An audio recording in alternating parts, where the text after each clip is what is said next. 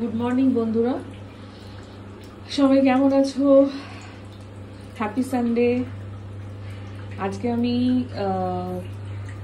এই শিম মূলো কেটে রেখেছি, শিম মূলো দিয়ে ডাল বানাবো। আর প্রেসারে একটা তরকারি বসিয়েছি, একটু সেদ্ধ হতে, ডিম সেদ্ধ করে রেখেছি। আর দেখতে থাকবো কি কি রান্না করি।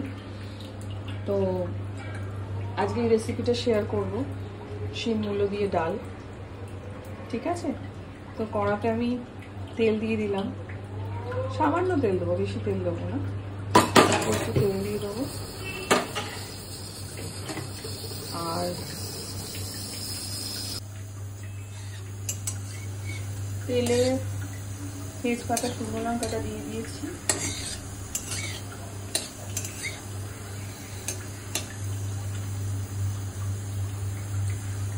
এবার আমি না ওই মূলো আর শিমটা না একটু ভাজা ভাজা করবো ফার্স্টে, তারপরে একটু সামান্য ফোড়ন দেবো। আগে একটু ভাজা ভাজা করে নেবো, কারণ আমি একটু ডিফারেন্ট রান্না করি, অনেক রকমই রান্না করি। ধরো জিরে ফোড়ন দিয়েও রান্না করি, কিন্তু আজকে জিরে ফোড়নে করবো না, আজকে একটু ডিফারেন্ট করবো। তোর জন্য আজকে একটু ভেজে নিই।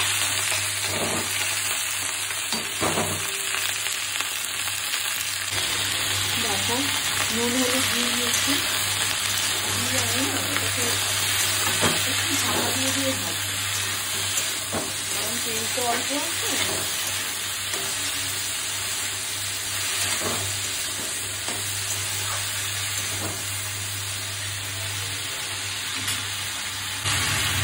আমি এটাকে একটু ঢাকা দিয়ে দিই।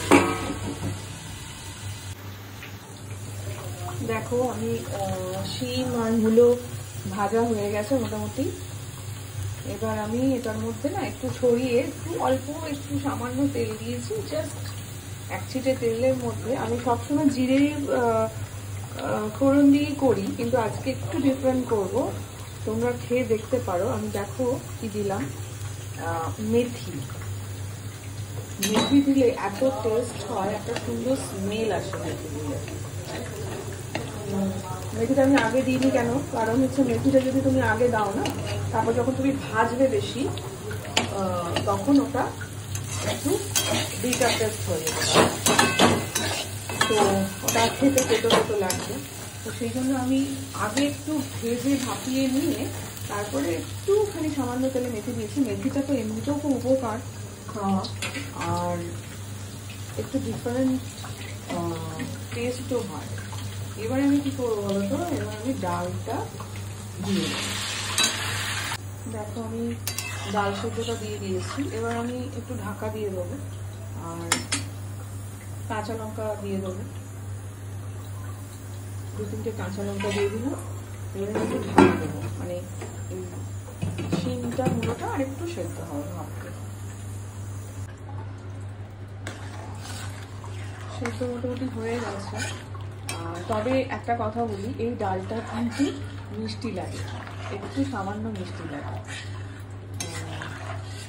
তো আমি তো মিষ্টি গুড় দেবো, তোমরা যা খাবে দেবে, চিনি গুড় যা দেবে। এই ডালটা একটু মিষ্টি না দিলে না ভালো লাগে না।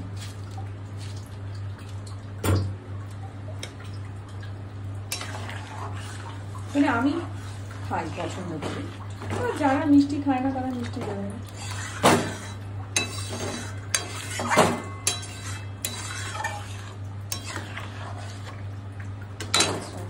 এটা হয়ে গেল। এবার মনে করো আমি নুন মিষ্টিটা ঠিকই আছে যা দিলাম, আর এর মধ্যে আমি নামানোর আগে না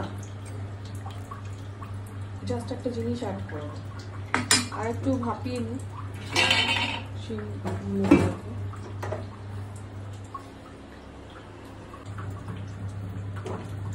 হয়ে গেছে। এগুলো সেদ্ধ সব হয়ে গেছে।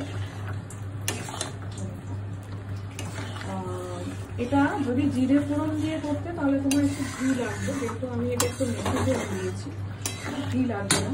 নুন মিষ্টিটা দিয়ে দিলাম। এবার একটু ধনে পাতা ছড়িয়ে দিতে হবে।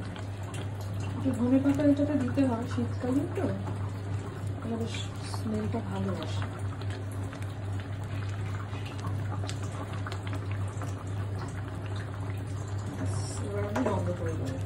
জাস্ট ধনে পাতাটা দিয়ে জাস্ট ওভেনটা বন্ধ করে দেবো। ডান হয়ে গেছে।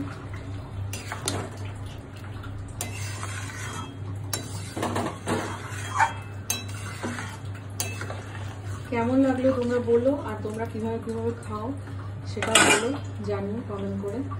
চলো টাটা।